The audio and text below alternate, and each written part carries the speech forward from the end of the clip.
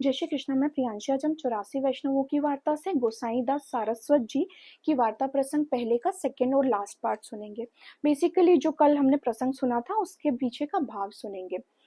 तो जब श्री गोसाई दास जी ने अपने निज सेवा के ठाकुर जी किसी और वैष्णव जन को दिए, तो इसके पीछे का भाव ये था कि गोसाई जी दास जी की अब सेवा जो थी, वो साधना जो पूर्ण हो चुकी थी।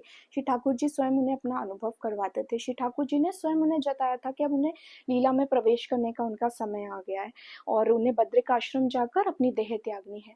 तो जब वे अपनी देह त्यागने वाले ही थे, जब उनका नित्य लीला में प्रवेश करने का समय आ गया, तो इस भाव से कि उनके बाद श्री ठाकुर जी इनकी सेवा कौन करेगा, इसलिए जो दूसरे वैष्णव जन को उनने उनकी सेवा दी, श्री ठाकुर जी की सेवा करी।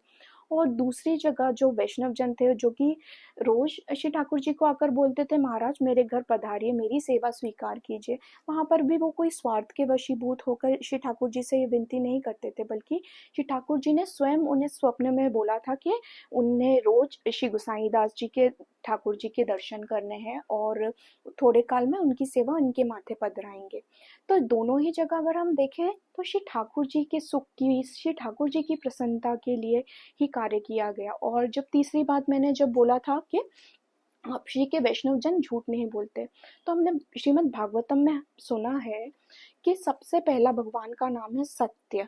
तो ये सारे जो भी 84 वैष्णव है, ये तो देवी जीव है। आप श्री ने इन्हें खुद नाम निवेदन किया है, तो ये तो कभी झूठ बोल ही नहीं सकते। जय श्री कृष्ण। श्री वल्लभाधीश की जय।